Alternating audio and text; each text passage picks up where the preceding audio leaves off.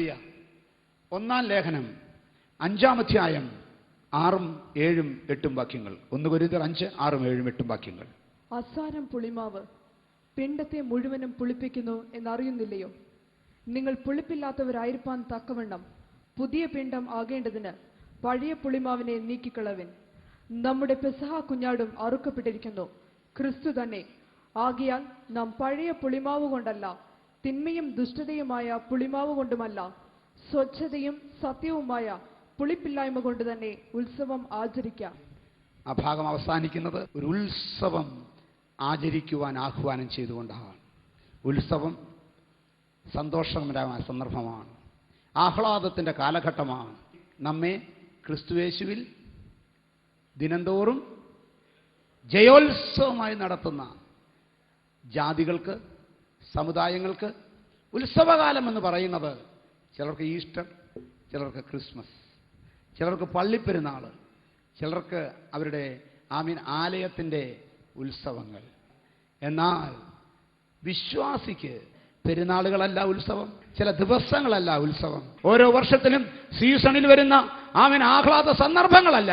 ഒരു വിശ്വാസിയുടെ പദവി എന്തെന്നറിയാമോ? ദിനംതോറും ജയോത്സവമായി നടത്തുന്ന ഒരുവന്റെ കുഞ്ഞുങ്ങളാണ് നമ്മൾ. എന്നും ഉത്സവം ആചരിക്കാനാണ് നമ്മളെ വിളിച്ചിരിക്കുന്നത്. ഹല്ലേലൂയ! ഉത്സവകാലത്ത് ജാതികൾക്കുണ്ടാകുന്ന സന്തോഷം പാവപ്പെട്ട നമുക്ക് എന്നും ലഭിക്കാൻ. അപ്പോ നമ്മളെക്കുറിച്ച് ദൈവം ആഗ്രഹിക്കുന്നത് ഹല്ലേലൂയ ഉത്സവം ആചരിക്കാനാണ്. കാരണം എന്തെന്നറിയാമോ? നമ്മുടെ പെസഹ കുഞ്ഞാടും അറുക്കപ്പെട്ടിരിക്കുന്നു. ആരാ? ക്രിസ്തു തന്നെ. ഹല്ലേലൂയ! ആബീബ് മാസം 10-ാം തീയതി ഒരു കുടുംബത്തിന് എണ്ണത്തിനൊത്തവണ്ണം തെരഞ്ഞെടുത്ത് 4 ദിവസം സൂക്ഷിച്ച ഊനമില്ലാത്ത കുഞ്ഞാടിനെ അറുത്തതുകൊണ്ട് അതിൻ്റെ രക്തം കട്ലക്കാലിന്മേലും കുറുമ്പടിമേലും തേച്ച് മിസ്രയീമിലെ തെരുവീഥികളിൽ കൂടെ സംഹാരദൂതൻ സിംഹാസനത്തിലിരിക്കുന്ന ഫറവോന്റെ മുതൽ കുണ്ടറയിൽ കിടക്കുന്ന തടവുകാരന്റെ വരെ ആദ്യജാതന്മാരെ സംഹരിച്ചുകൊണ്ട് കടന്നുപോയപ്പോൾ നീയും ഞാനും അർദ്ധരാത്രി ആർപ്പുവിളിയോടെ പുറപ്പെടുവാൻ, ഒരു കൂട്ടര് അയ്യം വിളിക്കുമ്പോൾ ഞാനും നീയും ആർത്തുഘോഷിക്കുവാൻ അവസരം തന്നത് എങ്ങനെയാണെന്നറിയാമോ? അവകാശം ലഭിച്ചത് എങ്ങനെയെന്നറിയാമോ? നമ്മുടെ പെസഹ കുഞ്ഞാട് അറുക്കപ്പെട്ടിരിക്കുന്നു, ക്രിസ്തു തന്നെ. ഇസ്രായേൽ മക്കൾ യാത്ര പുറപ്പെടുമ്പോൾ ദൈവവചനത്തിൽ നിങ്ങൾ ശ്രദ്ധിക്കേണ്ട ഒരു ഭാഗം, സംഖ്യാപുസ്തകം 33-ാം അധ്യായം 3 തൊട്ട് വായിച്ചു. 1-ാം മാസം 15-ാം തീയതി 1-ാം മാസം 15-ാം തീയതി അവർ രമസേസിൽ നിന്ന് പുറപ്പെട്ടു. ആര്? പെസഹയും ചോരത്തളിയും ആചരിച്ച ഇസ്രായേൽ മക്കൾ അവരുടെ അടിമപ്പാടിൽ നിന്ന് രമസേസിൽ നിന്ന് പുറപ്പെട്ടു. പെസഹ കഴിഞ്ഞ പിറ്റന്നാൾ ഇസ്രായേൽ മക്കൾ എല്ലാ മിസ്രയീമ്യരും കാണെ യുദ്ധസന്നദ്ധരായി പുറപ്പെട്ടു. മിസ്രയീമ്യർ കാണെ പുറപ്പെട്ടു. യഹോവയ ദൈവം ആര്? ഞാൻ അവനെ അറിയത്തില്ല, നിങ്ങളെ വിടത്തില്ല, നിങ്ങൾ മടിയന്മാരാകുന്നു എന്ന് പറഞ്ഞ ഫറവോനും അവന്റെ സൈന്യവും അവന്റെ സകല ജനവും കാണെ ഇസ്രായേൽ മക്കൾ ജയഭേരിയോടുകൂടെ യാത്ര ചെയ്യുകയാണ്. എന്തുകൊണ്ടാ യാത്ര പുറപ്പെടാൻ സാധിച്ചതെന്നറിയാമോ? അടുത്ത വാക്യം, മിസ്രയീമ്യരോ യഹോവ തങ്ങളുടെ ഇടയിൽ സംഹരിച്ച കടിഞ്ഞൂലുകളെയെല്ലാം കുഴിച്ചിടുകയായിരുന്നു. നിന്നെ തടുക്കാൻ ഒരുത്തനുമില്ല, നിനക്ക് വഴി തടുക്കാൻ ഒരുത്തനുമില്ല. കാരണം അവൻ നിന്നെ തടുക്കാനുള്ളവനെല്ലാം അവന്റെ ആദ്യജാതനെ കുഴിച്ചിടാനുള്ള ബദ്ധപ്പാടിലാണ്. അനേകരെ തകർത്തിട്ടാണ് നിന്നെ വിടുവിച്ചെടുക്കുന്നത്, നിന്നെ സഹായിക്കുന്നത്. നിനക്ക് മുമ്പേ അറുക്കപ്പെട്ട കുഞ്ഞാട് അതിന്റെ ഒരു നാന്ദിയാണ്. വിശ്വസിക്കുന്ന ദൈവത്തെ സ്തുതിക്കാമോ? അന്ന് രാത്രി മിസ്രയീമിൽ എത്ര മിസ്രയീമ്യ കുടുംബങ്ങളുണ്ടോ അത്രയും കുഴികൾ വെട്ടി. കാരണം എല്ലാ കുടുംബത്തിലും ആദിജാതന്മാര് തട്ടിപ്പോയി. ഒരു കുഴി എക്സ്ട്രാ വെട്ടി. ആര് വെട്ടിന്നറിയാമോ? ഇസ്രായേൽ മക്കൾ വെട്ടി. എന്തിനാ? ഉൽപ്പത്തി 50:25 ദൈവം നിങ്ങളെ സന്ദർശിക്കുമ്പോൾ നിങ്ങൾ എന്റെ അസ്ഥികളെ ഇവിടെ നിന്ന് കൊണ്ടുപോകണമെന്ന്. നിങ്ങൾ എന്റെ അസ്ഥികളെ ഇവിടെ നിന്ന് കൊണ്ടുപോകണം. യോസെഫ് ഇസ്രായേൽ മക്കളെ കൊണ്ട് സത്യം ചെയ്യിച്ചു. യോസെഫ് ഇസ്രായേൽ മക്കളോട് സത്യം ചെയ്തിരുന്നു, യഹോവ നിങ്ങളെ സന്ദർശിക്കും നിശ്ചയം. അവൻ അരുളി ചെയ്തതുപോലെ നിങ്ങളെ സന്ദർശിക്കും നിശ്ചയം. അന്ന് നിങ്ങൾ ഇവിടുന്ന് പുറപ്പെടും. അങ്ങനെ നിങ്ങൾ പുറപ്പെടുമ്പോൾ ഈ പാവപ്പെട്ട എൻ്റെ അസ്ഥി ഇവിടെ ഇട്ടേക്കരുത്, അതുകൂടെ കൊണ്ടുപോകണം. എത്ര പേർക്ക് ഉറപ്പുണ്ട് എനിക്കൊരു പുറപ്പാടുണ്ടെന്ന്? ഈ കട്ടത്തിൽ നിന്നൊരു പുറപ്പാടുണ്ട്, ഈ വേദനയിൽ നിന്നൊരു പുറപ്പാടുണ്ട്, ഈ ദുഃഖത്തിൽ നിന്നൊരു പുറപ്പാടുണ്ട്, ഈ അടിമവേലൊരു പുറപ്പാടുണ്ട്. എൻ്റെ ദൈവം എന്നെ പുറപ്പെടുവിക്കും നിശ്ചയം. അങ്ങനെ ആ പുറപ്പാടിൻ്റെ രാത്രിയിൽ മിസ്രയീമിലുള്ള ഓരോ കുടുംബങ്ങളും കുഴിവെട്ടുകയാണ്. എന്തിന്? ആദ്യജാതന്മാരെ കുഴിച്ചിടാൻ. എന്നാൽ ഇസ്രായേൽ മക്കൾ ഒരു കുഴി തോണ്ടി. എന്തിനെന്നറിയാമോ? യോസേഫിന്റെ അസ്ഥികൾ വെളിയിലെടുക്കാൻ. ഒരു കൂട്ടം പരാജയത്തിന്റെ കുഴി തോണ്ടുമ്പോൾ മറ്റൊരുത്തനെ കൊണ്ട് ജയത്തിന്റെ കുഴി, പ്രവചനത്തിന്റെ നിവർത്തിയുടെ കുഴി, വിടുതലിന്റെ കുഴി, ഒരു പുറപ്പാടിന്റെ കുഴി, ഒരു ഐശ്വര്യത്തിന്റെ കുഴി, അത്ഭുതത്തിന്റെ കുഴി. ആമേൻ. വർഷങ്ങൾക്ക് മുൻപ് ഞാൻ എന്റെ വാളും വില്ലും കൊണ്ട് അമോര്യരിൽ പിടിച്ചടക്കിയ മലഞ്ചെരിവ് നിനക്ക് തരുന്നു എന്ന് പറഞ്ഞ് യോസഫിനെ യാക്കോബ് അനുഗ്രഹിച്ചിട്ടുണ്ടെങ്കിൽ യോസഫിന്റെ അസ്ഥി മിസ്രൈമിൽ കിടന്നാൽ പോരാ, അത് അവിടെ നിന്ന് വന്ന് അത് ശേഖേമിൽ തന്നെ വരണം. പ്രവചനത്തിന്റെ നിവർത്തീകരണം നിന്റെ കുടുംബത്തിൽ, നിന്റെ തലമുറകളിൽ കൂടെ നിവർത്തിയെടുക്കുന്ന ദൈവത്തിനായി ഞാൻ സ്തോത്രം ചെയ്യുകയാണ്. നിന്റെ ജീവിതത്തിൽ, നിന്റെ കുടുംബത്തിൽ, നിന്റെ എല്ലാ വിഷയങ്ങളിലും ദൈവത്തിന്റെ അത്ഭുതങ്ങൾ ചെയ്തുകൊണ്ട്, വിടുതലിന് നന്നുകൊണ്ട് നിന്നെ സഹായിക്കുന്നതിന്റെ രഹസ്യമെന്ത്? നമ്മുടെ പെസഹ കുഞ്ഞാട് മറക്കപ്പെട്ടിരിക്കുന്നു, ക്രിസ്തു തന്നെ. അനേകരെ തകർത്തുകൊണ്ടായാലും, അനേകരുടെ ശവങ്ങളെ വീഴ്ചകൊണ്ടായാലും, അനേകരെ കുഴിച്ചിട്ടുകൊണ്ടായാലും ദൈവം എന്റെ വാഗ്ദത്തങ്ങൾ നിവർത്തീകരിക്കും. ദൈവം നിന്നോടുള്ള വാഗ്ദത്തങ്ങൾ നിവർത്തീകരിക്കും. ഇത് ദൈവത്തിന്റെ പദ്ധതിയാണ്. നമ്മളെക്കാൾ ശ്രേഷ്ഠന്മാർ. സിംഹാസനത്തിൽ ഇരിക്കുന്നവൻ ആദ്യജാതനാണോ ശ്രേഷ്ഠൻ, അതോ പഴന്തുണി പോയി നിന്റെ കൊച്ചാണോ ശ്രേഷ്ഠൻ? അല്ല, സിംഹാസനത്തിൽ ഇരിക്കുന്നവനാണ്. അവന്റെ കൊച്ചിനെ തട്ടിയിട്ടാണ് നിന്റെ കൊച്ചിനെ പരിപാലിച്ചത്. മനസ്സിലാകുന്നുണ്ടോ? ഇതിന്റെ പിന്നിൽ പ്രവർത്തിച്ചത് നിന്റെ ഗുണമല്ല, നിന്റെ പിതാക്കന്മാരുടെ ഗുണമല്ല, നിന്റെ കുടുംബത്തിന്റെ ഗുണമല്ല, നിന്റെ പ്രവർത്തികളുടെ ഗുണമല്ല, നിന്റെ വിദ്യാഭ്യാസത്തിന്റെ ഗുണമല്ല, നിന്റെ ദൈവത്തിനുള്ള വാഗ്ദത്തങ്ങളുടെ വിശ്വസ്തതയാണ്. വാക്കുപറഞ്ഞാൽ മാറാത്തവൻ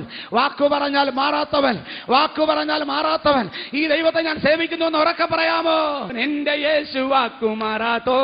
നീ മൺമാറും വിൺമാറും മർത്യരെല്ലാം വാക്കുമാറും. എന്റെ യേശു വാക്കുമാറാത്തോ.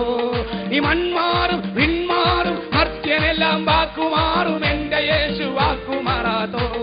ദൈവത്തിന്റെ വിശ്വസ്തതയാണ് അന്ന് ഈ സംഭവം നടന്നത്. നമ്മുടെ പെസഹ കുഞ്ഞാടും അറുക്കപ്പെട്ടിരിക്കുന്നു. അതുകൊണ്ട് എന്ത് പറ്റിയെന്നറിയാമോ? ഒരു കൂട്ടം നഷ്ടത്തിലായപ്പോൾ ഒരു കൂട്ടം ലാഭത്തിലായി. ഞാൻ തീർത്ത് പറയുക, ഒരു കൂട്ടത്തിന് നഷ്ടമാകും, ഒരു കൂട്ടത്തിന് ലാഭമാകും. നീ ഏത് പക്ഷത്ത്? നീ ലാഭമാകുന്നവരുടെ കൂട്ടത്തിലാണെങ്കിൽ ദൈവത്തെ സ്തുതിച്ചാരാധിക്കുക. കനത്ത നഷ്ടം. ഒരു കൂട്ടത്തിന് കനത്ത ലാഭം. ഇത് ദൈവത്തിൻ്റെ നീതിയാണ്. ഒരു സംശയമില്ല, ദൈവത്തിൻ്റെ നീതിയാണ്. ഫറവോൻ അടച്ചിടാമെന്ന് വിചാരിച്ചാലും തളച്ചിടാമെന്ന് വിചാരിച്ചാലും ദൈവം തന്നെ നീതി നിവർത്തിച്ചെടുക്കും. എന്നെ ആരാധിപ്പാൻ, എൻ്റെ ജനത്തെ വിട്ടയക്കാൻ ലാഭമായും തീരുന്ന കൂട്ടത്തിലുണ്ടെങ്കിൽ നീ ഉത്സവം ആചരിക്കാൻ വിളിച്ചതാണ്. നിന്നെ വിളിച്ചിരിക്കുന്ന ഉത്സവം ആചരിക്കാനാണ്, ദിനംതോറും ഉത്സവം ആചരിക്കാൻ. പക്ഷെ നിങ്ങളൊരു കാര്യം ശ്രദ്ധിക്കണം, നിങ്ങൾക്ക് പ്രശംസിക്കാൻ ഒത്തിരി കാണും. ഞങ്ങൾ ആത്മീയരാണ്, ഞങ്ങൾ ഒരു കൃപാവരത്തിലും കുറവില്ലാത്തവരാണ്, ഞങ്ങൾക്ക് ഒരു കുഴപ്പവുമില്ല. പക്ഷേ ദൈവത്തിൻ്റെ വചനം പറയുന്നു, ഈ പ്രശംസ നന്നല്ല. 1 കൊരിന്ത്യർ 5:6. നിങ്ങളുടെ പ്രശംസ നന്നല്ല. എന്തെങ്കിലും പ്രശംസിക്കാനുണ്ടെങ്കിൽ അത് കർത്താവായ യേശു ക്രിസ്തുവിന്റെ ക്രൂശിൽ മാത്രം. ആ പ്രശംസയാണ് ശരിയായ പ്രശംസ. ബാക്കിയെല്ലാം അതിനോട് ചേർന്ന് പോകേണ്ട പ്രശംസകളാണ്. മനസ്സിലാക്കേണ്ട ഒരു കാര്യം, എല്ലാം ശരിയാണ്, എല്ലാം കൊള്ളാമെന്ന് പറയുമ്പോഴും ശ്രദ്ധിക്കേണ്ട വിഷയമാണ് അസാരം പുളിമാവ് പിണ്ടത്തെ മുഴുവൻ പുളിപ്പിക്കുന്നു എന്ന് പറഞ്ഞാൽ അല്പം ഈസ്റ്റ് മതി ആ കലത്തിലുള്ള മുഴുവൻ മാവും പുളിക്കാൻ. അല്പം ഒഴിച്ചാൽ മതി ഒരു ബക്കറ്റ് പാലായാലും തൈരാകും. മനസ്സിലായോ? അതുകൊണ്ട് എന്ത് ചെയ്യണം? 7-ാം വാക്യം, നിങ്ങൾ പുളിപ്പില്ലാത്തവരായിരിക്കാൻ തക്കവണ്ണം പുതിയ പിണ്ഡം ആകേണ്ടതിന് പഴയ പുളിമാവിനെ നീക്കിക്കളവിൻ. നിങ്ങൾ പുളിപ്പില്ലാത്തവരായിരിക്കേണ്ടതിന് പഴയ പുളിമാവിനെ നീക്കിക്കളവീൻ. നിങ്ങളുടെ ജീവിതങ്ങളെ ശോധന ചെയ്യണം. അപ്പോൾ ജീവിതത്തിൽ നീക്കിക്കളയാനുള്ളത് പരിശുദ്ധാത്മാവ് വചനത്തിൽ കൂടെയും നിങ്ങളുടെ ഉള്ളത്തിൽ നേരിട്ടും ബോധ്യം വരുത്തുന്നതെല്ലാം നീക്കിക്കളയണം. അങ്ങനെ നീക്കിക്കളഞ്ഞില്ലെങ്കിൽ ഉപവാസം കഴിയുമ്പോൾ അവൻ ശരിയായെന്ന് തോന്നും, പക്ഷെ പിന്നെയും വിളിക്കും. ഇതാണ് ഈ വാക്യത്തിൻ്റെ ആത്മീയ അർത്ഥം. അപ്പം ഈ അസാരം പുളിമാവ് പിണ്ടത്തെ മുഴുവൻ നീക്കിക്കളയണമെങ്കിൽ എങ്ങനെ പ്രാക്ടിക്കലായിട്ട് സാധിക്കുന്നത്? വെറുതെ പിണ്ടം പുളി എന്നൊക്കെ പറഞ്ഞു കഴിഞ്ഞാൽ പിടികിട്ടുകയില്ല. ആമേൻ. ദൈവത്തിൻ്റെ വചനത്തിൽ അതിൻ്റെ വെളിപ്പാടുകളുണ്ട്. അപ്പം ഇന്ന് പകല് ഹല്ലേലൂയ അതാണ് ഞാൻ നിങ്ങൾക്ക് വേണ്ടി പഠിപ്പിക്കാൻ ആഗ്രഹിക്കുന്നത്. പത്രോസ് ലേഖനം എഴുതുമ്പോൾ പത്രോസിൻ്റെ അനുഭവത്തിൽ നാം മുഴുവൻ എഴുതിയത്. ഇന്ന് 2-ാം ലേഖനത്തിലേക്ക് പത്രോസിൻ്റെ ബാക്ക്ഗ്രൗണ്ടിൽ വെച്ച് ഞാൻ തുടങ്ങുകയാണ്. 2 പത്രോസ് 1-ാം അധ്യായം 1-ാം വാക്യം. യേശുക്രിസ്തുവിന്റെ ദാസനും അപ്പോസ്തലനുമായ ശീമോൻ പത്രോസ്. ഹല്ലേലൂയ. പത്രോസിന്റെ ഫുൾ അഡ്രസ് പത്രോസ് പറയുകയാണ്, ഞാൻ യേശുക്രിസ്തുവിന്റെ ദാസനാണ്, യേശുക്രിസ്തുവിന്റെ അപ്പോസ്തലനാണ്. എൻ്റെ പഴയ പേര് ശീമോൻ എന്നായിരുന്നു, ഇപ്പോൾ എന്നെ വിളിക്കുന്നത് പത്രോസ് എന്നാണ്. വായിക്കാം. നമ്മുടെ ദൈവത്തിന്റെയും രക്ഷിതാവായ യേശുക്രിസ്തുവിന്റെയും നീതിയാൽ ഞങ്ങൾക്ക് ലഭിച്ചതുപോലെ അതേ വിലയേറിയ വിശ്വാസം ലഭിച്ചവർക്ക് എഴുതുന്നത്. നമ്മുടെ ദൈവത്തിന്റെയും രക്ഷിതാവായ യേശുക്രിസ്തുവിന്റെയും നീതിയാൽ ഞങ്ങൾക്ക് ലഭിച്ചതുപോലെ അതേ വിലയേറിയ വിശ്വാസം ലഭിച്ചവർക്ക് എഴുതുന്നത് എന്ന് പറഞ്ഞാൽ ഒരു വിലയേറിയ വിശ്വാസം ലഭിച്ചു, ഞങ്ങൾക്ക് ലഭിച്ചു. അത് നിങ്ങൾക്ക് ലഭിച്ചു എന്നുള്ളത് വേറെ കാര്യം. പക്ഷെ ഈ വിലയേറിയ വിശ്വാസം ഞങ്ങൾക്ക് ലഭിച്ചത് ഞങ്ങളുടെ ഗുണം കൊണ്ടല്ല, ഞങ്ങളുടെ സ്വഭാവം കൊണ്ടല്ല. ഞങ്ങളുടെ സ്വഭാവം എന്ന് പറയുന്നത് തള്ളിപ്പറയുന്ന സ്വഭാവമായിരുന്നു. കർത്താവിൻ്റെ അടുക്കൽ വന്നിട്ട് എന്ത് കിട്ടുമെന്ന് ഞാൻ ചോദിച്ച സ്വഭാവമായിരുന്നു. കർത്താവ് പറഞ്ഞു 12 ഗോത്രങ്ങൾ വിധിക്കുമ്പോൾ നിങ്ങളും 12 സിംഹാസനത്തിൽ നിന്ന് ന്യായം വിധിക്കുമെന്നൊക്കെ പറഞ്ഞു. പിന്നെയും തൃപ്തിയായില്ല. പോരാ കർത്താവ് എന്ന് ഞാൻ ചിന്തിച്ചപ്പോൾ കർത്താവിൻ്റെ ഉള്ളം അറിഞ്ഞു പറഞ്ഞു, ഈ ലോകത്ത് വെച്ച് നിങ്ങൾ വിട്ടതിൻ്റെ 100 മടങ്ങും വരുവാനുള്ള ലോകത്തിൽ നിത്യതയും കിട്ടും. അത് പറഞ്ഞു കേട്ടപ്പോഴാണ് ഞങ്ങൾക്ക് സമാധാനമായിരുന്നത്. ശീമോൻ എന്ന എൻ്റെ പഴയ സ്വഭാവം അതായിരുന്നു. കർത്താവിനെ പിൻപറ്റുമ്പോഴും ആമേൻ 5 അപ്പം കൊണ്ട് 5000 പേരെ പോഷിപ്പിക്കത്തക്കവണ്ണം പന്തിയായിരുത്തി വിളമ്പുമ്പോൾ ആമേൻ ഉള്ളിൽ ആഗ്രഹം എന്നറിയാമോ? ഇത് വിളമ്പി അങ്ങ് തീർന്നു പോകുമല്ലോ കർത്താവേ, കൊട്ട നിറച്ചുണ്ട്, ഒരു കൊട്ട വീട്ടിൽ കൊണ്ടുപോകാൻ കിട്ടിയിരുന്നെങ്കിൽ. അങ്ങനെ വിളമ്പിയത്. ഒരു കൊട്ട പ്രതീക്ഷിച്ച് കാണത്തില്ല, കുറച്ച് വീട്ടിൽ കൊണ്ടുപോകാൻ കിട്ടിയിരുന്നെങ്കിൽ. ഹല്ലേലൂയ. പക്ഷെ കർത്താവ് എന്തെന്നറിയാമോ? കുറച്ചല്ല കൊടുത്തത്, കൊട്ട നിറച്ചാ കൊടുത്തത്. നീ വിചാരിക്കുന്നില്ല, നനയ്ക്കുന്നില്ല, അത്യന്തം പരമായി നീ കർത്താവ് പറഞ്ഞിട്ട് വിളമ്പിക്കോ. കർത്താവ് പറഞ്ഞിട്ട് പിന്നെയും വിളമ്പിക്കോ. കർത്താവ് പറഞ്ഞിട്ട് തൃപ്തിയാകമെണ്ണം വിളമ്പിക്കോ. അവനും തൃപ്തിയാകണം, നിനക്കും തൃപ്തിയാകണം. നീ വിളമ്പിക്കോ. നിനക്കൊരു കാര്യം അറിയാമോ? നീ വിളമ്പിയതിനേക്കാൾ അധികം പൊലിച്ചു വരിക മാത്രമല്ല, നീ ഏത് പാത്രത്തിൽ വിളമ്പിയോ ആ പാത്രത്തെ നിറച്ച്, ഏത് പാത്രത്തിൽ നിന്ന് വിളമ്പിയോ ആ പാത്രത്തിൽ നിറച്ച് ഉണ്ടാകത്തക്കവണ്ണം സഹായിക്കുന്ന ഒരു നിർദ്ദേശമാണ് നീ അനുസരിച്ചത്. ആദ്യം മനസ്സിലാക്കണം, അവൻ പറഞ്ഞത് കേട്ടിട്ട് ഒരു നഷ്ടവും വരത്തില്ല. മനസ്സിലായോ? പത്രോസിന്റെ അനുഭവത്തിൽ നിന്ന് പറയുകയാണ്, എൻ്റെ ഗുണം കൊണ്ടല്ല. പുറകോട്ട് നോക്കുമ്പോൾ പിന്നെയും പറയാനുണ്ട്, തെന്നി മാറിയതാണ്. യോഹന്നാന്റെ സുവിശേഷത്തിൽ 1-ാം അധ്യായത്തിൽ ആദ്യം കണ്ടു, മത്തായി എഴുതിയ സുവിശേഷത്തിൽ 2ാമത് കണ്ടു, മർക്കോസ് എഴുതിയ സുവിശേഷത്തിൽ 3ാമത് കണ്ടു, ലൂക്കോസ് 5-ാം അധ്യായത്തിൽ 4ാമത് കണ്ടു.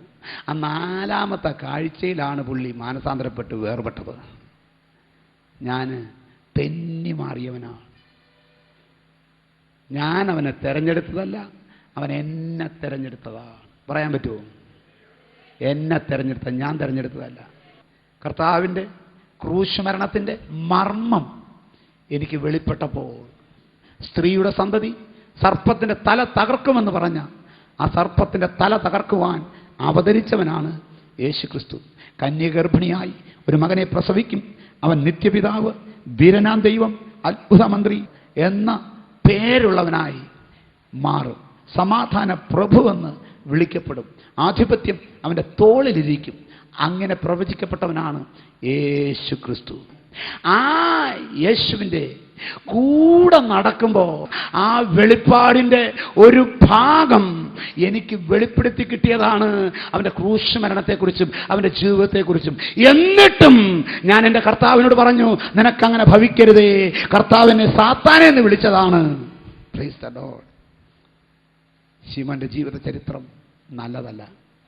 ഒടുവിൽ ഹല്ലേലൂയ 3 പ്രാവശ്യം മഹാപുരോഹിതൻ്റെ അരമനയിൽ വെച്ച് ഒരു പെണ്ണിൻ്റെ മുമ്പിലും ചില വേലക്കാരുടെ മുമ്പിലും യേശു കാണാവുന്ന ദൂരത്ത് നിൽക്കുമ്പോൾ ഞാൻ തള്ളി പറഞ്ഞവനാണ്. എന്നിട്ടും നിങ്ങൾക്ക് ഈ ലേഖനം എഴുതത്തക്കവണ്ണം എന്നെ ആമേൻ യേശുവിൻ്റെ ദാസനും അപ്പോസ്തലനുമായി മാറ്റിയത് എന്റെ കഴിവല്ല, പിന്നെയോ നമ്മുടെ ദൈവത്തിന്റെയും രക്ഷിതാവായ യേശു ക്രിസ്തുവിന്റെയും നീതിയാണ് എന്നെ അപ്പോസ്തലനാക്കി മാറ്റിയത്. ഇത് സമ്മതിക്കാമോ? നമ്മുടെ കഴിവ് കൊണ്ടല്ല, നമ്മുടെ ബുദ്ധി കൊണ്ടല്ല, നമ്മുടെ അറിവ് കൊണ്ടല്ല, നമ്മുടെ ജീവിതത്തിൽ നമ്മുടെ ഗുണം കൊണ്ടല്ല, നമ്മുടെ കയ്യിലിരിപ്പ് കൊണ്ടല്ല. ദൈവത്തിന്റെ നീതിയാണ് ഈ വചനം വിശ്വസിച്ച് അവന്റെ പൈതലായി തീരുവാൻ എനിക്കിട കിട്ടിയത്. പത്രോസ് ആദ്യം പറഞ്ഞത് അതാണ്. ദൈവത്തിൻ്റെ നീതിയാണ് എന്നെ ദാസനും അപ്പോസ്തലനുമാക്കി മാറ്റിയത്. ശീമോനെ പിടിച്ച് പത്രോസാക്കിയത്. ഈ പാറമേൽ പണിയുമെന്ന് പറഞ്ഞുകൊണ്ട് അവൻ അടിസ്ഥാനക്കല്ല യേശുവിനെ ഇട്ട ശേഷം അതിൻ്റെ മേളിലൊരു പാറക്കഷ്ണമായി എന്നെ എടുത്ത് വയ്ക്കുന്നതിന് എനിക്ക് യോഗ്യതയില്ലായിരുന്നു. എന്നാൽ ദൈവം അത് ചെയ്തു. അങ്ങനെയാണ് നിങ്ങളും രക്ഷിക്കപ്പെട്ടതെന്നാണ് പറഞ്ഞത് ആദ്യത്തെ വാക്യം. അപ്പോൾ ഇനി ആ 1-ാം വാക്യം ഒന്ന് വായിച്ച്. യേശുക്രിസ്തുവിന്റെ ദാസനും അപ്പോസ്തലനുമായ ശിമോൻ പത്രോസ് നമ്മുടെ ദൈവത്തിന്റെയും രക്ഷിതാവായ യേശുക്രിസ്തുവിന്റെയും നീതിയാൽ ഞങ്ങൾക്ക് ലഭിച്ചതുപോലെ അതേ വിലയേറിയ വിശ്വാസം ലഭിച്ചവർക്ക് എഴുതുന്നത്. ആമേൻ. ഞങ്ങൾക്ക് ലഭിച്ചതുപോലെ അതേ വിലയേറിയ വിശ്വാസം ലഭിച്ച നിങ്ങൾക്കും എഴുതുന്നത്. നിങ്ങളിപ്പോൾ ചെതറി പാർക്കുന്നുവെങ്കിലും നിങ്ങൾ അന്വേഷിച്ചതല്ല, നിങ്ങളെ അവൻ തേടി കണ്ടെടുത്ത് തന്റെ മക്കളാക്കി തീർത്ത് അവകാശികളാക്കി തീർത്തതാണ്. അത് മറന്നു പോകലെന്ന് പത്രോസ് പറയുമ്പോൾ ഇന്ന് പകൽക്കാലം അതേ കർത്താവേ, ഞങ്ങളും അങ്ങനെ തന്നെ പറയാമോ? ഞങ്ങളെയും അങ്ങനെ തന്നെ. ഹല്ലേലൂയ. ഇന്ന് എന്തൊരു പദവിയാണെന്ന് ആലോചിച്ച് നോക്കി. ബാക്കിയുള്ളവനൊക്കെ കൈയും കാലോട്ട് അടിക്കേണ്ട വിഷയം വരുമ്പം നമ്മൾ മുട്ടുകുത്തിയല്ലേ നിൽക്കുന്നത്? ആലോചിച്ച് നോക്കി. ബാക്കിയുള്ളവനൊക്കെ കയറെടുക്കേണ്ട സമയം വരുമ്പം നമ്മൾ വേദോസ്തവല്ലേ കയ്യിലെടുക്കുന്നത്? ബാക്കിയുള്ളവരൊക്കെ വീട് വിട്ട് ഇറങ്ങി പോകാൻ പോകുമ്പോൾ നമ്മൾ പള്ളിയിലോട്ടല്ലേ ചെല്ലുന്നത്? ബാക്കിയുള്ളവനൊക്കെ സൈക്യാട്രിസ്റ്റിൻ്റെ അടുത്ത് പോകുമ്പോൾ നമ്മൾ ദൈവദാസനെയല്ലേ വിളിക്കുന്നത്? ഇന്ന് പകൽക്കാലം തന്നിരിക്കുന്ന പദവി ഓർത്ത് ദൈവത്തെ ഒന്ന് സ്തുതിക്കാമോ?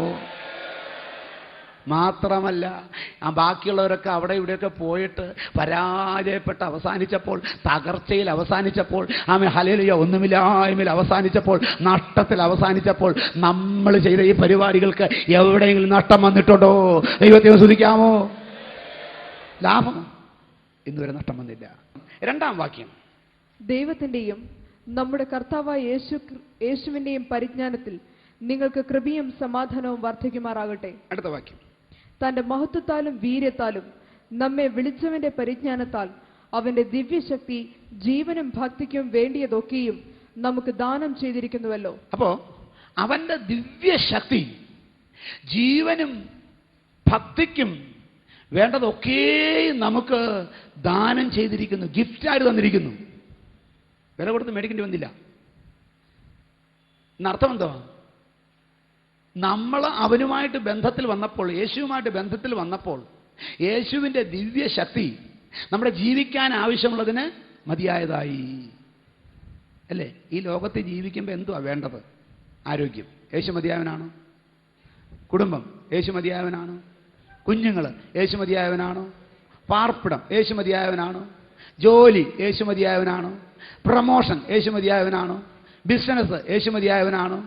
കുഞ്ഞുങ്ങളുടെ വിദ്യാഭ്യാസം യേശു മതിയായവനാണോ? ഈ ലോകത്തിൽ ജീവിക്കേണ്ടതിന് മുഴുവൻ യേശു മതിയായവനാണോ? ശരിയാണോ? യേശു മതിയായവനല്ലേ?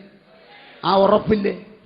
ആ ഉറപ്പുള്ളിടത്തോളം കാലം എന്തെല്ലാം കാലിയായി കണ്ടാലും, കലത്തിലെ മാവ് കുറഞ്ഞു പോയാലും, ഭരണിയിലെ എണ്ണ തീർന്നു പോയാലും, ഒരുറപ്പുണ്ട്. എല്ലാവരും ചത്തു വീണാലും ഭരണിയിലെ എണ്ണ തീർന്നു പോകാതെ ക്ഷാമം കഴിയുവോളം 3.5 വർഷക്കാലം എന്നെയും നിന്നെയും ജയോത്സവമായി നടത്തുവാൻ ഒരു നല്ല ഏലിയാവ് കൂടെയുണ്ട്. ഈ ഉറപ്പാണ് ദൈവമക്കളുടെ പദവി. ഹല്ലേലൂയ. അവന്റെ ദിവ്യശക്തി. It is not a normal power, it is super power. ദൈവം നിനക്ക് വേണ്ടി അയക്കുന്ന ശക്തി it is a super power, it is a divine power, it is miraculous power. ഇന്ന് പകൽക്കാലം ദൈവത്തിന്റെ സൂപ്പർ പവർ, മിറക്കുലസ് പവർ ചില ജീവിതങ്ങളുടെ മേൽ തൊടട്ടെ. I command in the name of Jesus. സ്വർഗ്ഗത്തിലെ ദൈവമേ, നിന്റെ ദിവ്യ ശക്തി, നിന്റെ അദൃശ്യ ശക്തി, നിന്റെ വലിയ ശക്തി ഇന്ന് ചില ജീവിതങ്ങളെ തൊടട്ടെ. ഈ പട്ടണം ചലിക്കട്ടെ, ഈ പട്ടണം ചലിക്കട്ടെ, ഈ പട്ടണം ചലിക്കട്ടെ. യേശുവിന്റെ വചനത്തിന്റെ ശക്തിയാൽ ഈ എറണാകുളം പട്ടണം ചലിക്കട്ടെ, കേരളം ചലിക്കട്ടെ, ഭാരതം ചലിക്കട്ടെ. ഓ ജീസസ്, അവന്റെ ദിവ്യ ശക്തിയാണ് ഇതൊക്കെ തന്നിരിക്കുന്നത്. അതിന്റെ ഗുണം എന്നറിയാമോ? നിന്റെ ശക്തി പോരെന്ന് തോന്നുന്നിടത്തെല്ലാം ധൈര്യമുണ്ട്, നിന്റെ ശക്തി ഒന്നുമില്ലെന്ന് തോന്നുന്നിടത്തെല്ലാം ഉറപ്പുണ്ട്. കാരണം നിന്റെ ശക്തി പരാജയപ്പെട്ട സ്ഥാനത്ത് ഒരു ദിവ്യശക്തി പകരുവാൻ ഒരുവനുണ്ട്. നിന്റെ ശക്തികൾ പരാജയപ്പെട്ട സ്ഥാനത്ത്, നിന്റെ കഴിവുകൾ പരാജയപ്പെട്ട സ്ഥാനത്ത് എന്റെ ശക്തിയല്ല, എന്റെ കഴിവല്ല, അവന്റെ ദിവ്യശക്തി. മാത്രമല്ല ആ ശക്തി റേഷനായിട്ടല്ല തരുന്നത്, നിന്റെ പഴയ ചരിത്രം നോക്കിയല്ല തരുന്നത്, നിന്റെ കയ്യിലിരിപ്പ് നോക്കിയല്ല തരുന്നത്, നീയുമായിട്ടുള്ള ബന്ധത്തിൽ. Praise God. അവന്റെ ദിവ്യശക്തി ജീവനും ഭക്തിക്കും. ഭക്തി കൊണ്ട് എന്ത് പറ്റുന്നറിയാമോ? അവകാശം കിട്ടും. അഭക്തനായ ഏശാവിന് നഷ്ടപ്പെട്ടത് ജ്യേഷ്ഠാവകാശമാണ്. നീ ഭക്തനാണോ, നിന്റെ അവകാശം പോകത്തില്ല. നീ ഈ ദൈവത്തെ അന്വേഷിക്കുന്നത് കൊണ്ട് ഇവിടെ നീ അനുഗ്രഹിക്കപ്പെടും. നീ പുറത്തു പോകുമ്പോൾ അനുഗ്രഹിക്കപ്പെടും, അകത്ത് വരുമ്പോൾ അനുഗ്രഹിക്കപ്പെടും. നിന്റെ മാവ് കുഴക്കുന്ന തൊട്ടി അനുഗ്രഹിക്കപ്പെടും, വയലിൽ അനുഗ്രഹിക്കപ്പെടും, എവിടെയും നീ അനുഗ്രഹിക്കപ്പെടും. കാരണം സർവ്വ അനുഗ്രഹത്തിന് ഉറവയായവൻ നിന്റെ അകത്തുണ്ട്. ഇതാണ് വെളിപ്പാട്. ഇനി വേറൊരു വാക്ക് എന്ന് മനസ്സിലാക്കണം, പരിജ്ഞാനം. 2 വാക്യവും 3 വാക്യവും കൂടെ വായിച്ചാട്ടെ. ദൈവത്തിന്റെയും നമ്മുടെ കർത്താവായ യേശുവിന്റെയും പരിജ്ഞാനത്തിൽ. ദൈവത്തിന്റെയും യേശുവിന്റെയും പരിജ്ഞാനം. അതിനെ കവിഞ്ഞൊരു പരിജ്ഞാനം ഇല്ല കേട്ടോ. അവൻ അറിയാവുന്നതിന് അനുസരിച്ച് നിന്നെ സഹായിക്കാമെന്ന് വാക്ക് പറഞ്ഞിട്ടുണ്ടെങ്കിൽ അതിനപ്പുറത്തിനൊരു പരിജ്ഞാനമില്ല.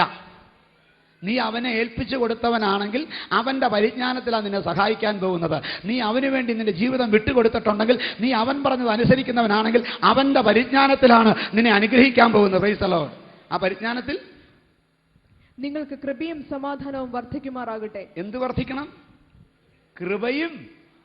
സാധാരണ ആശീർവാദം പറയേണ്ട കാര്യം തുറന്നടിച്ചേക്കാം നേരത്തെ തന്നെ. കാരണം എന്നറിയാമോ? നമ്മൾ കൃപ പ്രാപിച്ചവരാണ്, സമാധാനം പ്രാപിച്ചവരാണ്. ആമേൻ. വായിച്ചോ. തന്റെ മഹത്വത്താലും വീര്യത്താലും നമ്മെ വിളിച്ചവന്റെ പരിജ്ഞാനത്താൽ. എങ്ങനാ വിളിച്ചത്? മഹത്വത്താലും വീര്യത്താലും. വീരനാം ദൈവം, ആമേൻ, സമാധാന പ്രഭു, അത്ഭുത മന്ത്രി. ഇവന്റെ വിളി ഇതാണ്. അങ്ങനെ വിളിച്ചു വേർതിരിച്ച് നമ്മെ വിളിച്ചവന്റെ പരിജ്ഞാനത്താൽ, അവന്റെ നമ്മെ വിളിച്ചവന്റെ പരിജ്ഞാനത്താൽ. അതായത് ഞാൻ ആദ്യം പറഞ്ഞല്ലോ, നമ്മുടെ കഴിവോ പാരമ്പര്യമോ ഒന്നും നോക്കിയല്ല, വിളിച്ചവന്റെ പരിജ്ഞാനത്താൽ. അവനൊന്ന് കണ്ടിട്ടുണ്ട്, എന്നെ നിന്നെ വിളിച്ചപ്പോൾ അവനൊന്ന് കണ്ടിട്ടുണ്ട്. പുറകോട്ട് മാറിക്കൊണ്ടിരുന്ന പത്രോസിനെ കർത്താവൊന്ന് കണ്ടു. അവൻ പിന്മാറ്റത്തിൽ പോയിട്ടും പുറകെ എത്തി. ഇന്ന് പകൽക്കാലം പിന്നെയും നിന്നോട് സംസാരിച്ചു കൊണ്ടിരിക്കുന്നത് എന്തുകൊണ്ടെന്നറിയാമോ? നീ പത്രോസിനെ പോലെ ആണെങ്കിലും നിന്നെ ദൈവത്തിന് ആവശ്യമുള്ളത് കൊണ്ടാണ്, നിന്നെ ദൈവത്തിന് വേണ്ടത് കൊണ്ടാണ്, ദൈവത്തിന് നിന്നെക്കുറിച്ച് പദ്ധതി ഉള്ളത് കൊണ്ടാണ്, ദൈവത്തിന് നിന്നെക്കുറിച്ച് പരിപാടി ഉള്ളത് കൊണ്ടാണ്. ഇത് നമ്മുടെ ബുദ്ധിയിൽ തെളിയുന്നതല്ല, ബുദ്ധിക്ക് മനസ്സിലാക്കാൻ കഴിയുന്നതല്ല, ദൈവത്തിന്റെ പരിജ്ഞാനത്തിൽ നടക്കുന്ന സത്യമായ സംഭവമാണ്. ദൈവത്തിന്റെ പരിജ്ഞാനത്തിൽ കണ്ടവരെ വിളിച്ച് വേർതിരിക്കുമ്പോൾ ആബാലവൃദ്ധമെന്ന് മനസ്സിലാക്കണം. ഇനി ആമേൻ. 2 പത്രോസ് 1:4 വാക്യം. അവയാൽ അവൻ നമുക്ക് വിലയേറിയതും അതിമഹത്വമായ വാഗ്ദത്തങ്ങളും നൽകിയിരിക്കുന്നു. ഈ വിശ്വാസത്താലാണ് വാഗ്ദത്തം കേട്ടോ. വായിച്ചോ. ഇവയാൽ നിങ്ങൾ ലോകത്തിൽ മോഹത്താലുള്ള നാശം വിട്ടൊഴിഞ്ഞിട്ട്. ഏതിനാൽ? ഇങ്ങനെയുള്ള വാഗ്ദത്തത്താൽ, ലോകത്തിൽ മോഹത്താലുള്ള നാശം വിട്ടൊഴിഞ്ഞിട്ട് ദിവ്യ സ്വഭാവത്തിന് കൂട്ടാളികളായി തീരുവാൻ ഇടവരുന്നു. അവന്റെ ദിവ്യ സ്വഭാവത്തിന് കൂട്ടാളികളായി. ഈ നാളുകളിൽ ഈ ഉപവാസ പ്രവർത്തനം കഴിയുമ്പോൾ നിങ്ങൾ അവന്റെ ദിവ്യ സ്വഭാവത്തിന്റെ കൂട്ടാളികളാകണം.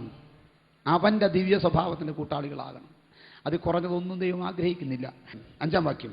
അത് നിമിത്തം തന്നെ നിങ്ങൾ സകല ഉത്സാഹവും കഴിച്ച് നിങ്ങളുടെ വിശ്വാസത്തോട് വീര്യവും. അത് നിമിത്തം തന്നെ നിങ്ങൾ സകല ഉത്സാഹവും കഴിച്ച് ഈ പറയുന്ന കാര്യം മാത്രം ചെയ്താൽ മതി. എന്തുവാ?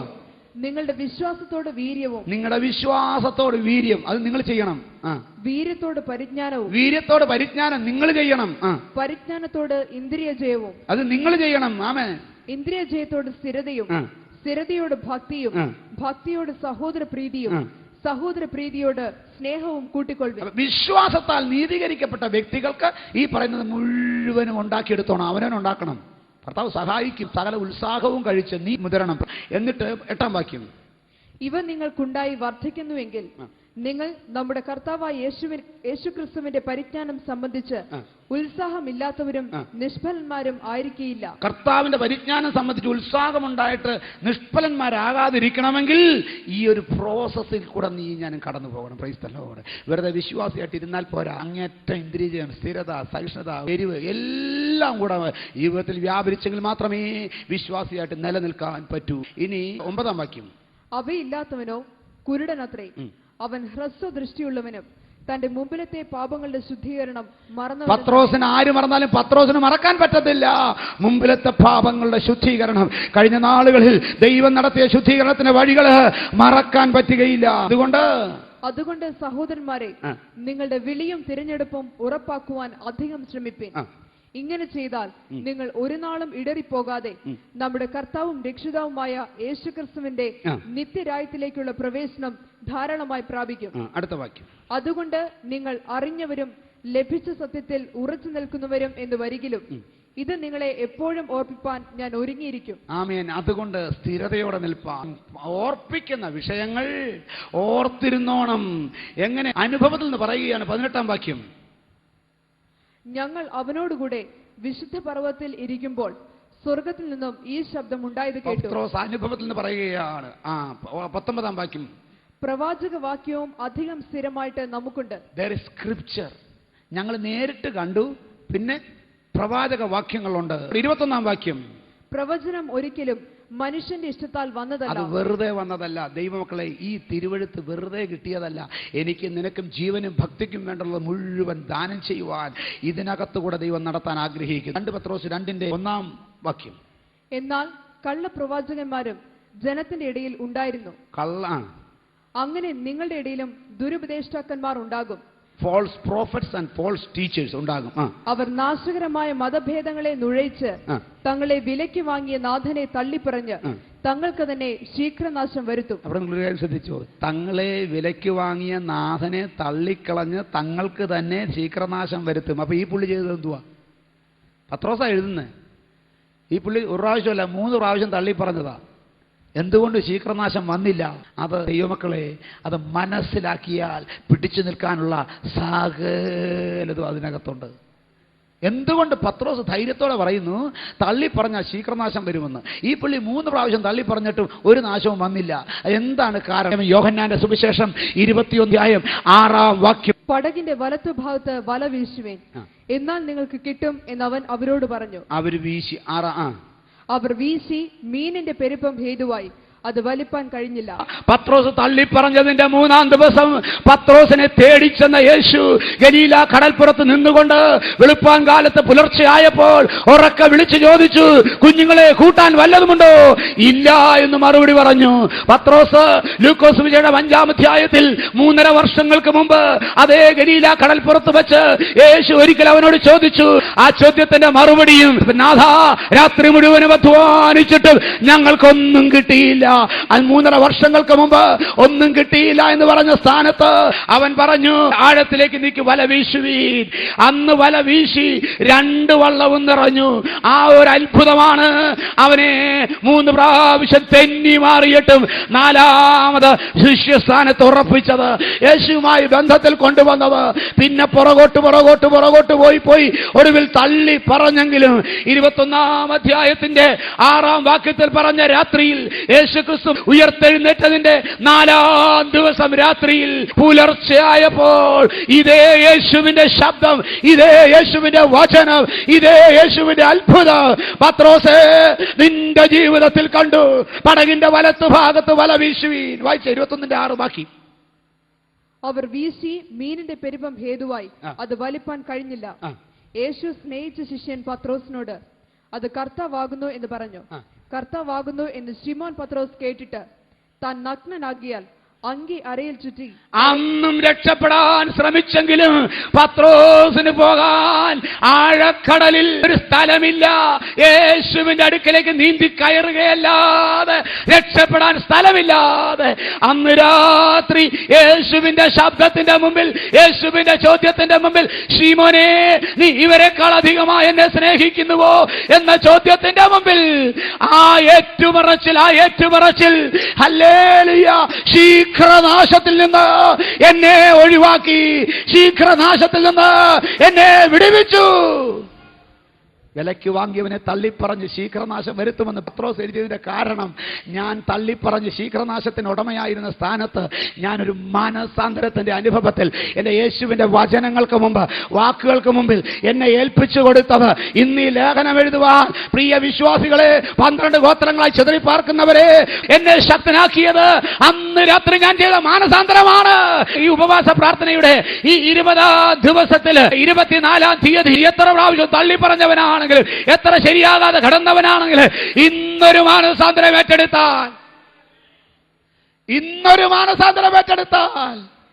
നിന്നെ കൊണ്ട് ആയിരങ്ങൾക്ക് ലേഖനം എഴുതിക്കുവാൻ, ഇന്നും പ്രസംഗിക്കത്തക്കവണ്ണം, ഇന്നും എടുത്ത് പ്രസംഗിക്കത്തക്കവണ്ണം ഒരു പത്രോസിന്റെ 2 ലേഖനങ്ങൾ സകല മാനവജാതിക്കും ക്രിസ്തീയ സഭയ്ക്കും ലഭിക്കത്തക്കവണ്ണം പത്രോസിന് ജീവനും ഭക്തിക്കും വേണ്ടത് ദാനം ചെയ്ത, സൗജന്യമായി കൊടുത്ത ദൈവത്തെ ഇന്ന് പകൽക്കാലം ഒന്ന് സ്തുതിച്ചാരാധിക്കാമോ?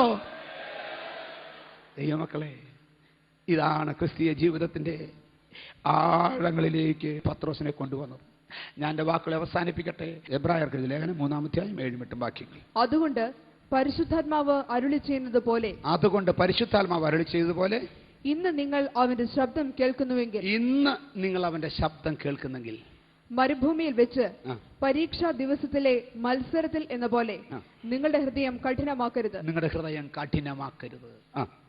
അവിടെ വെച്ച് നിങ്ങളുടെ പിതാക്കന്മാർ എന്നെ പരീക്ഷിച്ചു, 40 ആണ്ട് എന്റെ പ്രവൃത്തികളെ കണ്ടിട്ടും എന്നെ ശോധന ചെയ്തു. അതുകൊണ്ട് എനിക്ക് ആ തലമുറയോട് നീരസമുണ്ടായി. അവർ എപ്പോഴും തെറ്റിപ്പോകുന്ന ഹൃദയമുള്ളവരെന്നും എന്റെ വഴികളെ അറിയാത്തവരെന്നും ഞാൻ പറഞ്ഞു. എപ്പോഴും തെറ്റിപ്പോകുന്ന ഹൃദയമുള്ളവരെന്നും എന്റെ വഴികളെ അറിയാത്തവരെന്നും ഞാൻ പറഞ്ഞു. Praise the Lord. ഹല്ലേലൂയ. 10-ാം വാക്യം. അതുകൊണ്ട് എനിക്ക് ആ തലമുറയോട് നീരസമുണ്ടായി. അവർ എപ്പോഴും തെറ്റിപ്പോകുന്ന ഹൃദയമുള്ളവരെന്നും വീണ്ടും എടുത്തു പറയുകയാണ്, ഞാൻ പറഞ്ഞു. 11-ാം വാക്യം. അവർ എന്റെ സ്വസ്ഥതയിൽ പ്രവേശിക്കുകയില്ല എന്ന് ഞാൻ എന്റെ ക്രോധത്തിൽ സത്യം ചെയ്തു. 14-ഉം 15-ഉം. ആദ്യ വിശ്വാസം അവസാനത്തോളം മുറുകെ പിടിച്ചുകൊണ്ടാൽ നാം ക്രിസ്തുവിൽ പങ്കാളികളായി തീർന്നിരിക്കുന്നുവല്ലോ. ഇന്ന് നിങ്ങൾ അവന്റെ ശബ്ദം കേൾക്കുന്നുവെങ്കിൽ മത്സരത്തിൽ എന്ന പോലെ നിങ്ങളുടെ ഹൃദയങ്ങളെ കഠിനമാക്കരുത്. ആവർത്തിച്ച് പറയുന്നു, നിങ്ങളുടെ ഹൃദയങ്ങളെ കഠിനമാക്കരുത്. വായിച്ചോ. എന്ന് പറയുന്നതിൽ ആരാകുന്നു കേട്ടിട്ട് മത്സരിച്ചവർ? മിസ്രൈമിൽ നിന്ന് മോശ മുഖാന്തരം പുറപ്പെടുന്നവർ എല്ലാവരുമല്ലോ. മിസ്രൈമിൽ നിന്നും മോശ മുഖാന്തരം പുറപ്പെട്ടു വന്നവർ എല്ലാവരുമല്ലോ. യൂദാ എഴുതിയ ലേഖനം 5-ാം വാക്യം. നിങ്ങളോ സകലവും ഒരിക്കൽ അറിഞ്ഞുവെങ്കിലും നിങ്ങളെ ഓർപ്പിപ്പാൻ ഞാൻ ഇച്ഛിക്കുന്നത് എന്തെന്നാൽ, കർത്താവ് ജനത്തെ മിസ്രൈമിൽ നിന്ന് രക്ഷിച്ചിട്ടും വിശ്വസിക്കാത്തവരെ പിന്നത്തേതിൽ നശിപ്പിച്ചു. ആരെയാണ്? മത്സരിച്ചവരെ. ഇന്ന് നിങ്ങൾ അവന്റെ ശബ്ദം കേൾക്കുന്നുവെങ്കിൽ മത്സരത്തിൽ എന്ന പോലെ ഹൃദയത്തെ കഠിനമാക്കിയവരെ. 20 ദിവസത്തെ പ്രസംഗത്തിൻ്റെയും ആകത്തുക പുളിപ്പില്ലാത്തവരായിരിക്കണം. അസാരം പുളിമാവ് പിണ്ടത്തെ മുഴുവൻ പുളിപ്പിക്കുന്നു. ഇന്ന് ദുരുപദേശങ്ങൾ വർദ്ധിച്ചു വരികയാണ്. എങ്ങനെയാണ് ദൈവത്തെ ആരാധിക്കേണ്ടതെന്ന് അങ്ങനെയും ഇങ്ങനെയും പഠിപ്പിക്കുകയാണ്. കാലം തെളിയിക്കുന്നു സത്യാരാധന എങ്ങനെ. സുവിശേഷം ദുരാദായത്തിന് മാർഗമാക്കാനല്ല, സുവിശേഷം കൊണ്ട് ഉപജീവിക്കുകയാണ് വേണ്ടത്. ഹല്ലേലൂയ. ദൈവത്തിൻ്റെ പ്രവൃത്തി ഉദാസീനതയോടെ ചെയ്യാനല്ല, അത് ശ്രേഷ്ഠമായ രീതിയിൽ ഇങ്ങോട്ട് കിട്ടാനല്ല, പ്രാപിച്ചതിന് തക്കവണ്ണം അങ്ങോട്ട് കൊടുക്കാൻ നമ്മൾ ഉത്സാഹത്തോടെ മുന്നോട്ട് പോകണം.